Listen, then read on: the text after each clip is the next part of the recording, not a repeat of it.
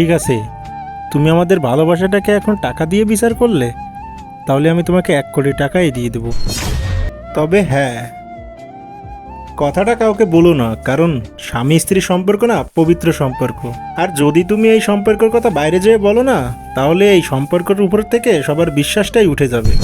আরে হ্যাঁ হ্যাঁ, আমারও কোনো শখ নেই যে আমি তোমার কথা গিয়ে অন্যদেরকে বলতে যাবো। টাকাটা রেডি রেখো, আমি যাচ্ছি।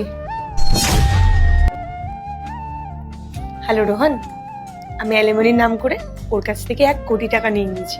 এবার আমি আমার সারাটা জীবন শুধু তোমার সাথে কাটাবো।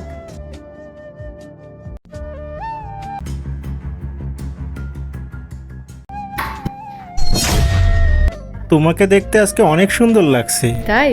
হুম। এগুলো কি হচ্ছে রোহন? তুমি আমার সব টাকা পয়সা এই মেয়েটার উপর নষ্ট করছো। কোনো ছোটখাটো অ্যামাউন্ট ছিল না, পুরো 10 লাখ টাকা নষ্ট করেছো তুমি। চুপ, একদম চুপ। এটা আমার জীবন, আমার ইচ্ছা। আমি কি করব কি করব না সেটা আমি বিচার করব। আর এটা কি তোমার কাছ থেকে আমার শুনতে হবে কি করা উচিত কি করা উচিত না? হ্যাঁ, আমি তোমাকে শেখাবো। কারণ এই যে তুমি এইসব মেয়েদের পেছনে ফালতু টাকা ওড়াচ্ছ না, এই টাকাগুলো আমার। আর আমি তোমাকে এইভাবে আমার টাকা নষ্ট করতে দেব না। আরে চুপ করো, আর একটাও ফালতু কথা বলবে না।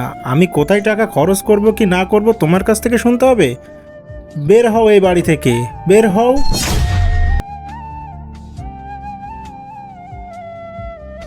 আরে কিছু মনে করো না, আসলে পাগল একটা।